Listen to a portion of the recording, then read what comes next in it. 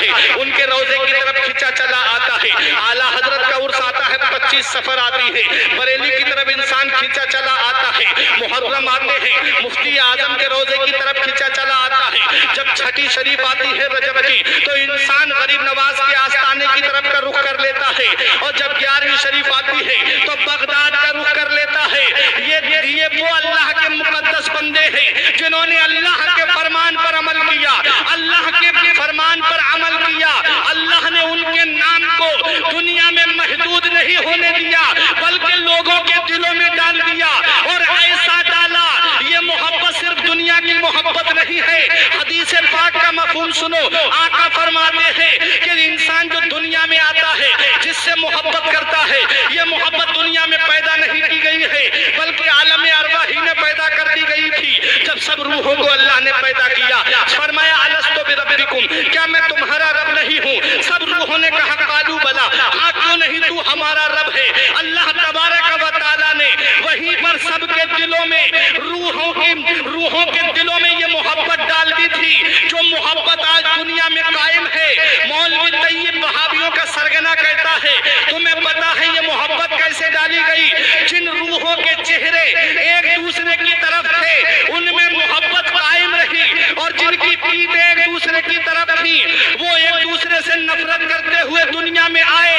ہم اپنی قسمت میں ناز کرنے لگے کہ اللہ تبارک و تعالیٰ نے ہمارے دل میں جو ولیوں کی محبت ڈالی ہے، یہ اس بات کا ثبوت ہے کہ عالم ارواح میں ہمارا چہرہ ان ولیوں کے روحوں کی طرف تھا، ہمارا چہرہ ان ولیوں کے چہرے کی طرف تھا، ہماری پیٹھ نہیں بلکہ ہمارا چہرہ تھا۔ اور جب ہم اس دنیا میں آئے، اس محبت کو اللہ نے ختم نہیں کیا، اسی لیے ہم کبھی بہرائچ جاتے ہیں، کبھی اجمیر جاتے ہیں، کبھی کلیر جاتے ہیں، کبھی بریلی جاتے ہیں، کبھی کچھوچا شریف جاتے ہیں، اور ان کے آستانے پہ پہنچ کر کے ہم ان کی چوکھٹ کو بوسہ دے کر کے یہی پیغام دیتے ہیں کہ اس گلی کا گدا ہوں میں جس میں، اس گلی کا گدا ہوں میں جس میں مانگتے تاجدار پھرتے ہیں۔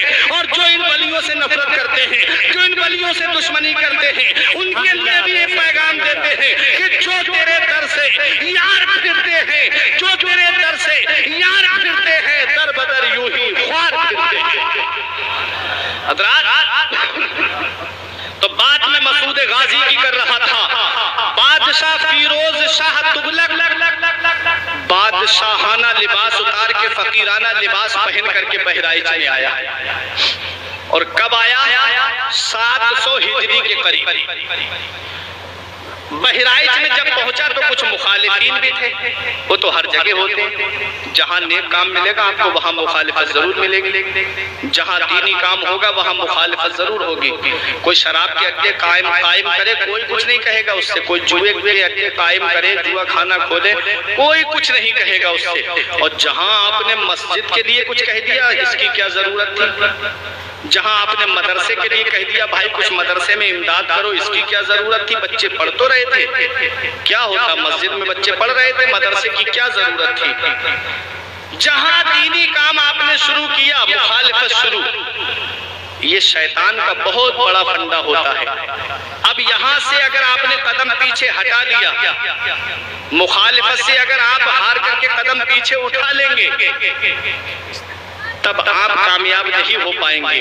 حضور حافظ ملت فرماتے ہیں کہ ہر مخالفت کا جواب کام ہے۔ آپ اپنی جگہ کام کیجئے، مخالفین منہ بجائیں گے، ایک دن آئے گا کہ وہ خاموش ہو جائیں گے، دین کا کام ہوتا رہے گا، شریعت کا کام ہوتا رہے گا، مذہب کا کام ہوتا رہے گا۔ بادشاہ بہرائچ میں آیا اور آ کر کے بولا مجھے مسعود غازی کے دیار میں حاضری دینا ہے۔ مخالفین نے کہا ان کا مزار پتہ نہیں کہاں ہے، ہمیں نہیں معلوم یہاں کہاں ہے ان کا روزہ۔ بادشاہ بولا نہیں پتا، کہا ہاں ہمیں نہیں پتا، کہا کہ کوئی ایسا مل جاتا کہ جو مجھے غازی پاک کے آستانے پہ میری حاضری کرا دیتا، تاکہ میں یہ پتہ لگ جاتا مجھے کہ کہاں پر غازی پاک کا مزار ہے، کہاں آپ کا جسد اطہر مدفون ہے۔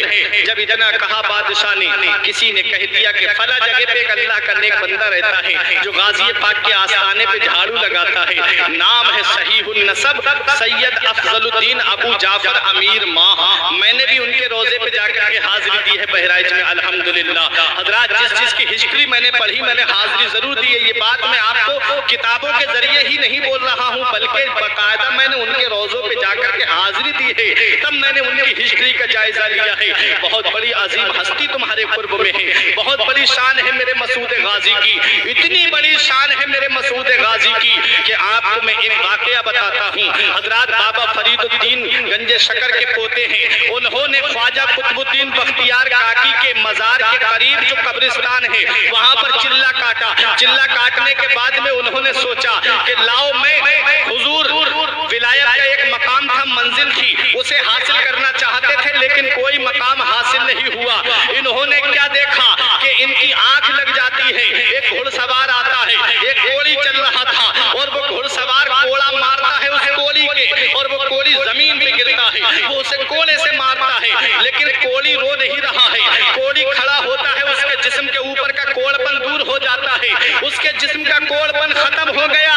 اس گھڑ سوار نے جتنے کوڑے مارے کوڑپن ختم۔ اب انہوں نے گھڑ سوار کا دامن پکڑ کے کہا ارے آپ کون ہیں جن کے کوڑے کی یہ شان ہے کہ کوڑی کے جسم پہ پڑ گیا تو اسے چوٹ نہیں بلکہ اس کا مرض ختم کر دیا، آپ کا نام کیا ہے؟ تو اس گھڑ سوار نے کہا مجھے نہیں پہچانتا ہے، میرا ہی تو نام سید سالار مسعود غازی ہے، میری یہ شان ہے۔ مسعود غازی سے اس نے پوچھا اپنا ذرا مقام تو بتائیے، فرماتے ہیں میرے مسعود غازی میری شان یہ ہے کہ ہندوستان کی ولیوں کی دیگ میں جو روحانیت کا نمک پڑتا ہے وہ مسعود غازی کے ہاتھوں سے پڑتا ہے۔ ہندوستان کے ولیوں کی دیگ میں جو روحانیت کا نمک پڑتا ہے وہ مسعود غازی کے ہاتھوں سے پڑتا ہے۔ اتنی بڑی ہسٹری کی میں بات کرنے، اتنی بڑی عظمت شخصیت کی بات کرنے جا رہا ہوں، اتنی بڑی ذات کی ہسٹری بیان کر رہا ہوں۔ بادشاہ فیروز شاہ تغلق کہتا ہے حضور ذرا مجھے ان کے روزے پہ حاضری کرا دیجئے۔ سید افضل الدین ابو جعفر امیر ماہ کہتے ہیں چلا جا آستانہ تو کھلا ہوا ہے، بولا حضور مجھے لوگوں نے بتایا ہے بہرائچ میں کہ غازی پاک کا جسم یہاں پر مدفون نہیں ہے، بتائیے مجھے غازی پاک کا اصلی مزار کہاں پر ہے؟ تب میرے سید افضل الدین ابو جعفر امیر ماہ کہتے ہیں یہ جو مہوے کا درخت دیکھ رہا ہے آج بھی وہاں پر وہ پیڑ موجود ہے، فرمایا یہ جو مہوے کا درخت دیکھ رہا ہے میں نے فلا تاریخ میں فلا وقت میں مسعود غازی کو تلوار لے کر کے گھوڑے پہ سوار ہو کر کے حج کی طرف جاتے ہوئے دیکھا تھا۔ فیروز شاہ تغلق نے اپنی جیب سے پرچہ نکالا اور اپنی فتح کی تاریخ دیکھی، جس دن جنگ جیتی تھی وہی وقت تھا، وہی تاریخ تھی، وہی ٹائم تھا۔ بادشاہ کہتا ہے ارے اس وقت میں حج پہ میں نے حملہ کیا تھا اور مجھے اللہ نے فتح دی تھی۔ سید افضل الدین ابو جعفر امیر ماہ کہتے ہیں یہ فتح تجھے تیری ذات کی وجہ سے نہیں ملی ہے، اگر اللہ نے تجھے یہ فتح دی ہے تو میرے مسعود غازی کے وسیلے سے دی ہے، میرے مسعود غازی کی شان کی وجہ سے دی ہے۔ میرے مسعود غازی حج کی طرف فلا تاریخ میں گئے تھے، بادشاہ ان کے روزے پہ حاضری دینے جا رہا ہے۔ کبھی سید افضل الدین پنجوں کے بل چلتے ہیں، کبھی ایڑی کے بل چلتے ہیں، کبھی قدم آگے بڑھاتے کبھی پیچھے ہٹا لیتے۔ بادشاہ کہتا ہے زمین تو ہموار نظر آ رہی ہے، آپ اس طرح سے چلتے ہوئے کیوں نظر آ رہے ہیں؟ تب سید افضل الدین ابو جعفر امیر ماہ کہتے ہیں بادشاہ تجھے پتا نہیں ہے جو میری آنکھیں دیکھ رہی ہیں وہ تیری آنکھیں نہیں دیکھ رہی ہیں، جو میں دیکھ رہا ہوں وہ تو نہیں دیکھ رہا ہے۔ بادشاہ بولا کیا نظر آ رہا ہے؟ تب آپ نے اپنی ٹوپی اتار کر کے جب بادشاہ کے سر پہ رکھی تو نیچے کا حصہ روشن ہو گیا، ہر طرف شہیدوں کے جسم نظر آ رہے تھے۔ سید افضل الدین ابو جعفر امیر ماہ کہتے ہیں اے بادشاہ کان کھول کے سن لے، تجھ میں اور مجھ میں یہی فرق ہے کہ تو بغیر دیکھے چل رہا ہے اور میں دیکھ کر کے چل رہا ہوں۔ اب بتانا مقصد یہ ہے کہ جس مسعود غازی کے دیار میں جھاڑو لگانے والے کی یہ شان ہے کہ اپنی ٹوپی اتار کر کے بادشاہ کے سر پہ رکھ دے تو زمین کا نچلا حصہ روشن ہو جائے، تو پھر سید افضل الدین ابو جعفر امیر ماہ کی شان کا عالم کیا ہوگا؟ اور جب سید افضل الدین ابو جعفر امیر ماہ کی شان یہ ہے کہ جن کی ٹوپی زمین کا نچلا حصہ روشن کر دے، تو جن کے روزے پہ یہ ہاتھ جھاڑو لگا رہے ہیں وہ میرے مسعود غازی کی شان کا عالم کیا ہوگا جب ان کے گدا بھر دیتے ہیں شاہان زمانہ کی جھولی، جب ان کے گدا بھر دیتے ہیں شاہان زمانہ کی جھولی۔ محتاج کا جب یہ عالم ہے مختار کا عالم کیا ہوگا؟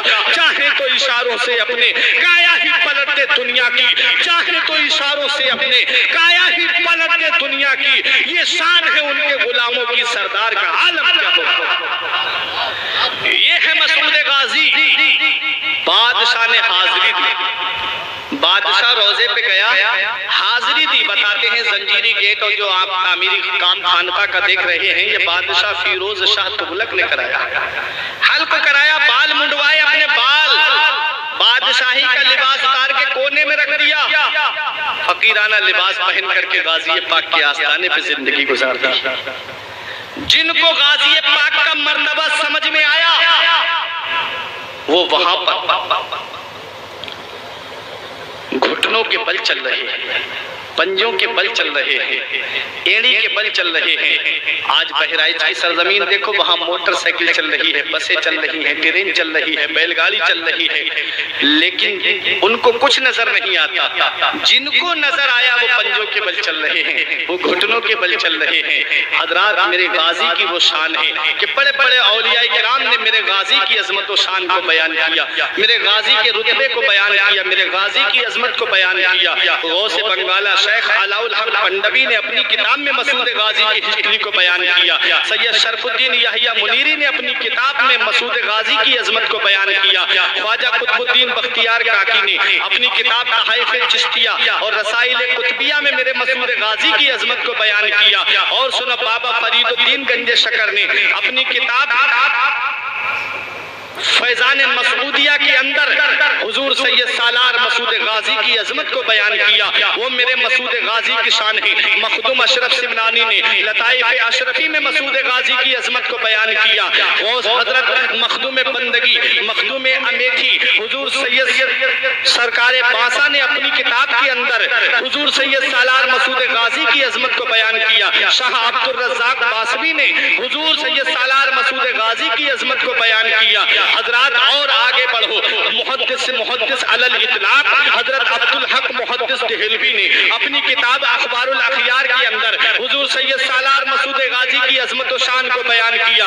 امام عشق و محبت، امام جلیل الشان، فخر ہندوستان، سنیوں کی پہچان، امام احمد رضا خان نے الملفوظ شریف کے اندر حضرت سید سالار مسعود غازی کی عظمت و شان کو بیان کیا۔ یہ بڑی بڑی تاریخ کی کتابیں، یہ ملفوظات، یہ رسائل، یہ تمام تاریخ کی کتابیں پکار پکار کر کے یہی پیغام دے رہی ہیں، زمین ہند پر تیرا بڑا احسان ہے غازی، زمین ہند پر تیرا بڑا احسان ہے غازی، یہاں کے ذرے ذرے میں تیرا فیضان ہے غازی، مساجد ہو، مدارس ہو، اذانیں ہو، نمازیں ہو، یہاں جو کچھ بھی ہے تیرا ہی تو فیضان ہے غازی۔ جناب خضر کو دیکھا ہے اکثر تیری گلیوں میں، جناب خضر کو دیکھا ہے اکثر تیری گلیوں میں، نہ جانے کس بلندی پر تیرا ایوان ہے غازی۔ وہ میرے مسعود غازی کی شان ہے، جن کی عظمت کو زمانہ سمجھ نہ پایا، جن کے رتبے کو زمانہ سمجھ نہ پایا، جن کے مقام و مرتبے کو زمانہ سمجھ نہ پایا،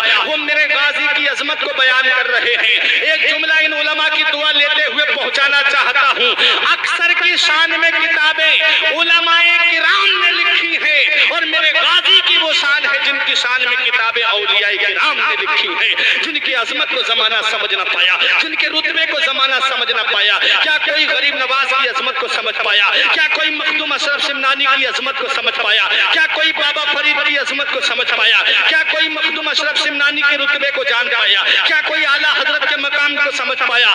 کیا کوئی مخدوم بندگی کی عظمت کو سمجھ پایا؟ کیا کوئی شاہ عبد الرزاق کی عظمت کو سمجھ پایا؟ یہ بڑے بڑے اولیاء کرام میرے غازی کی عظمت و شان کو بیان کر رہے ہیں، اور یہی پکار کر کے کہہ رہے ہیں کہ نہ جانے کس بلندی پر تیرا ایوان ہے غازی، زمین ہند پر تیرا بڑا احسان ہے غازی، جناب خضر کو دیکھا ہے اکثر تیری گلیوں میں، نہ جانے کس بلندی پر تیرا دربار ہے۔ بڑے بڑے اولیاء کرام مسعود غازی کی ہسٹری کو بیان کر رہے ہیں۔ ایک روح ہوتی ہے، ایک روحانیت ہوتی ہے، روح انسان کے بدن سے نکل جائے انسان کا جسم بے جان ہو جاتا ہے، جسے صرف روح اس کا مقام یہ ہوتا ہے کہ باپ مر جائے بیٹا بھلا دے، بیوی مر جائے شوہر بھلا دے، ماں مر جائے بیٹا بھلا دے، باپ مر جائے بیٹا بھلا دے، لیکن جسے روحانیت حاصل ہو جاتی ہے زمانہ گزر جائے ان کا نام مٹتا نہیں ہے۔ تاریخ بتاتی ہے، اسلامی ہسٹری ہمیں یہ درس دیتی ہے۔ آپ کے پڑوس میں ایک جگہ ہے جس کو حضرت جہاں ایک اللہ کا ولی حضور سید شاہ عبد الرزاق باسوی شریف باسوی وہاں پر آرام فرما ہے۔ یہ سید شاہ عبد الرزاق باسوی کا ایک حجام تھا جو آپ کی حجامت بنانے کے لیے ہفتے میں آیا کرتا تھا۔ ایک دن وقت سے پہلے آ گیا، بولا حضور میں بہرائچ جا رہا ہوں، حجامت بنوانی ہے تو بنوا لیجیے، اب میں آپ کو نہیں ملوں گا جب تک عرس چلے گا غازی پاک کا، انہی کے آستانے پہ رہوں گا،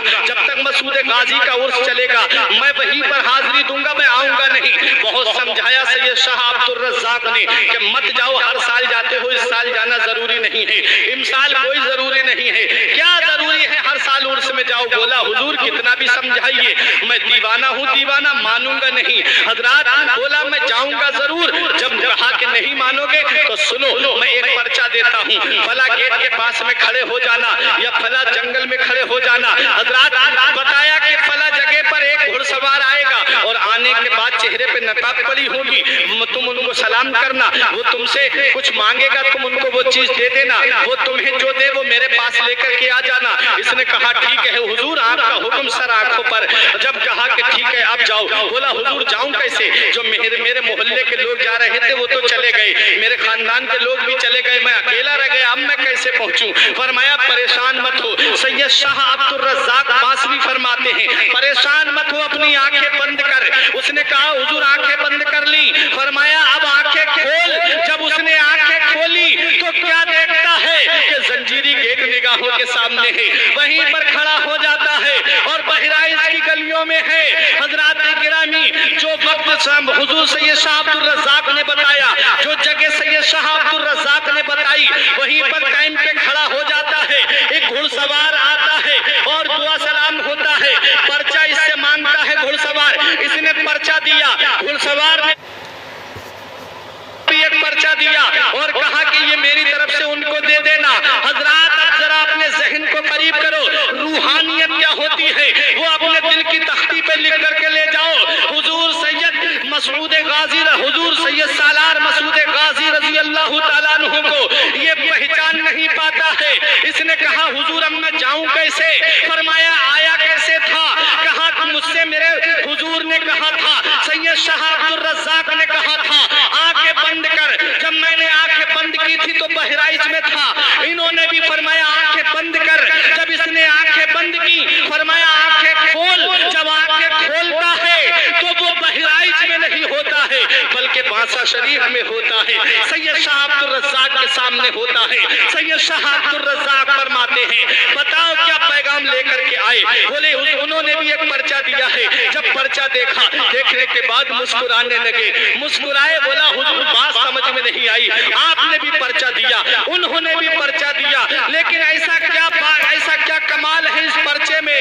تو سید شاہ عبد الرزاق فرماتے ہیں میں نے اس پرچے میں یہ لکھا تھا کیوں بندگان خدا کو پریشان مولاي صل